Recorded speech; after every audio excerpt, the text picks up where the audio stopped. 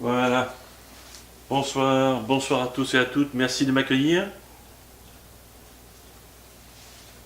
Alors, on est toujours dans la série des légendes urbaines. Alors, c'est quoi ces légendes urbaines? Évidemment spirituelles. Ce sont des croyances donc très souvent basées sur la Bible, mais sont des vérités donc qui ont mal été comprises ou exagérées et du coup qui sont devenues des légendes.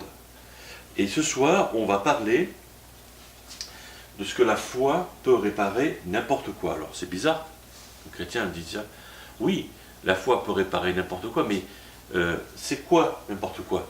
C'est là qu'est la question. Alors c'est une légende qui est sûrement fondée sur des textes comme celui-ci. Tout est possible à une personne qui croit, ou comme celui-là dans Matthieu 17.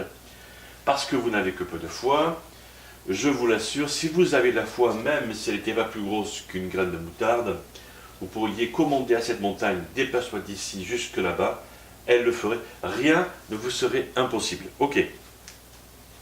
Le Nouveau Testament est rempli de témoignages comme ça, d'histoires d'hommes, de femmes, d'enfants, de personnes âgées, qui ont été guéris, délivrés d'esprits démoniaques, etc., etc. Bon, des miracles extraordinaires, donc, et des gens qui avaient la foi, et donc des miracles qui ont été faits par Jésus, par ses apôtres, et puis après tout au long de l'histoire chrétienne, ça a continué.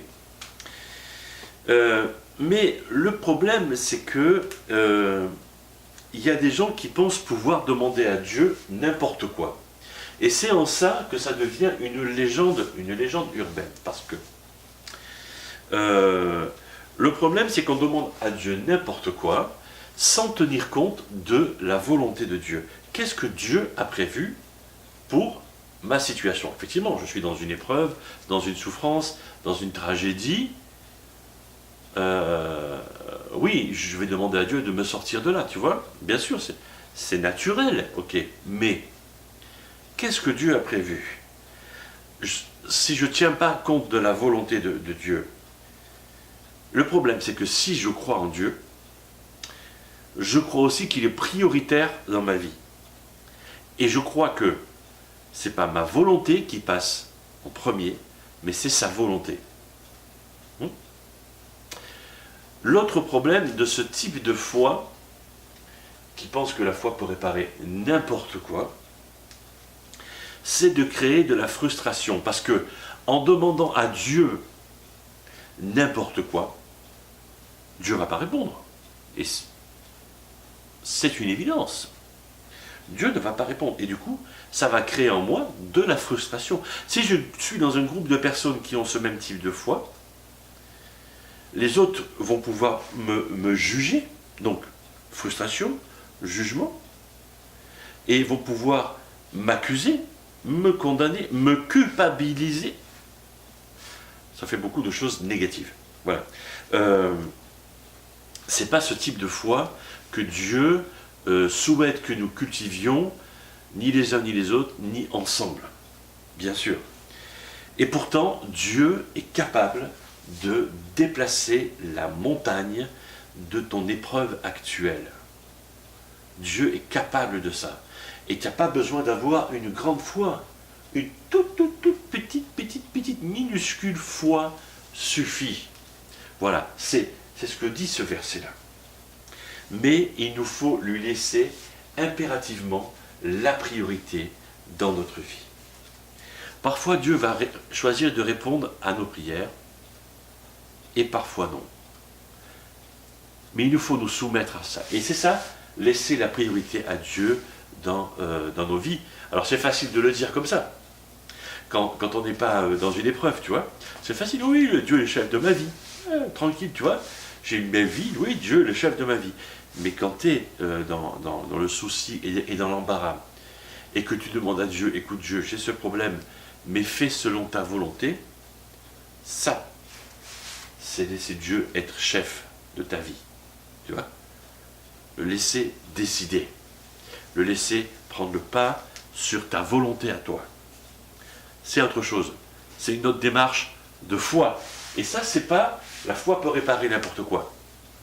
C'est se soumettre à la volonté de Dieu. c'est vraiment différent. Tu vois? C'est vraiment différent. Laisser Dieu être le chef de notre vie. Alors, il y a des héros bibliques de la foi, comme comme Hébreux chapitre 11 parle, et on a l'impression que l'auteur de l'épître des Hébreux sépare en deux parties, versets 32 à 35, et puis la moitié de 35 à 39. Et la première partie, bon, j'ai coupé parce que le texte est beaucoup plus long, hein. C'est pour ça qu'il y a des pointillés un peu partout, parce que le texte est très long, mais vous pouvez le lire là entre vous, si vous voulez. Donc ces versets-là, il y a 3-4 versets à chaque fois. Et dans cette premier verset, on a l'impression que c'est des vainqueurs, ils ont tout réussi, ils ont fermé la gueule des lions, ils ont éteint des incendies, ils ont remporté des victoires, ils ont écrasé les ennemis, c'est des winners, quoi, tu vois, ils ont tout gagné, les gars. Et les autres, mais c'est des winners aussi, tu vois, c'est des vainqueurs aussi, mais ils en ont pris plein la figure. Les mecs, ils ont été torturés, ils ont été moqués, ils ont été lapidés, sciés, voilà, tués par l'épée. Et finalement, ils n'ont pas obtenu ce qui avait été promis. Et pourtant, ils font partie des héros de la foi. Qu'est-ce que ce texte nous dit? Ce texte nous dit que Dieu parfois nous fait connaître des victoires et parfois nous fait connaître l'endurance, devenir endurant, devenir fort. Et c'est mon dernier point avant de vous laisser, c'est que nous devons construire notre propre foi. Peut-être que ton voisin, chrétien, croyant, lui, est en train de vivre un moment d'extase, tu vois, de bénédiction, un truc de fou, quoi. Et toi, tu es dans une galère. Tu dis, mais pourquoi lui et moi? Mais toi, mon frère, ma soeur, tu es en train de devenir un roc, tu vois, un balèze dans la foi, quoi. Parce que Dieu est en train de faire de toi un héros de la foi, mais comme ça, quoi. C'est ça que Dieu est en train de faire avec toi. C'est ça que Dieu fait avec toi. Et oui, bien sûr. Donc, il te faut développer ta foi. Alors, comment? Par les réponses habituelles. Bon, les réponses habituelles, c'est, tu vas parler à Dieu, c'est la prière, tu vas lire la Bible, tu vas fréquenter d'autres chrétiens. C'est ce qu'on fait dans les petits groupes. Et évidemment, il faut fréquenter d'autres chrétiens. Il faut fréquenter des chrétiens qui ne sont pas parfaits, comme toi et comme moi, surtout comme moi. Okay, on est tous imparfaits. Et c'est en fréquentant d'autres chrétiens que Dieu nous forme. Voilà. Et puis le quatrième point, c'est l'adoration. Adorer Dieu, oui, bien sûr, l'adoration. Oui, évidemment. Et puis, se souvenir de ce que Dieu a fait dans le passé. Parce que notre vie n'est pas tout le temps down, n'est pas tout le temps en bas. Tu vois? Notre vie, on a des hauts et des bas. Et quand tu es en bas, ça fait du bien de se souvenir des hauts que Dieu t'a fait vivre. Ça fait du bien. Et puis servir. N'arrête pas de servir. N'arrête pas de servir. Peut-être que tu es dans un service où tu n'es pas à l'aise en ce moment, ben change de service. Voilà. Fais autre chose. Mais sers le Seigneur. Sers le Seigneur. En servant, tu reçois. Tu reçois. Ben, tu te fais du bien, quoi. Voilà. Et peut-être faire quelque chose d'un peu risqué. Sors un peu de ta zone de confort. N'aie pas peur.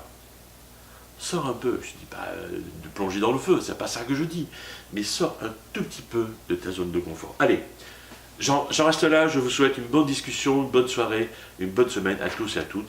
À la semaine prochaine, salut!